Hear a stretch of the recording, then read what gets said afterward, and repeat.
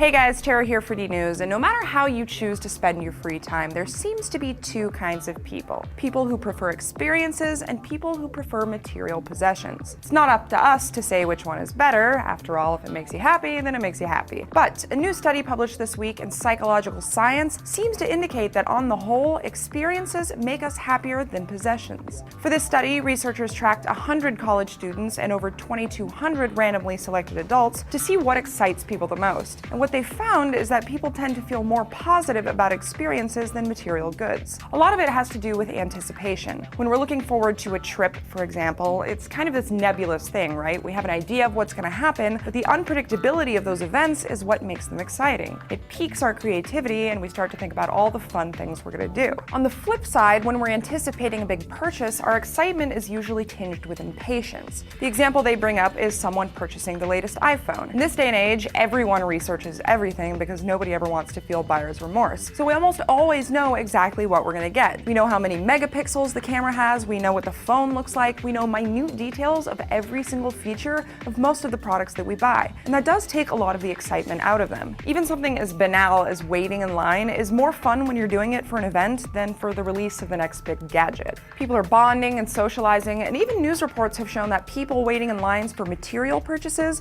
are more likely to end in violence. Another factor could be money. People tend to get competitive over material possessions, but that's not usually the case with vacations or trips. Interestingly, there was another study done last year that sort of expanded on this topic, and it talked about how the kinds of experiences we like change as we get older. So while young people tend to prefer new, uncommon experiences, as we get older, we actually find more joy from normal, everyday experiences, and it stems from how we define ourselves. When we're young, we build our identity through our extraordinary experiences, but when we get old, that changes and we start to define ourselves through the ordinary experiences that comprise our daily lives. Personally, I've always enjoyed experiences to material possessions because possessions only last so long. Once you have kids and your kids start to have kids, nobody's going to be impressed about the time you waited 2 days in line to get the newest iPhone, but they will like seeing photos from your awesome trip to Fiji where you wrestled a shark.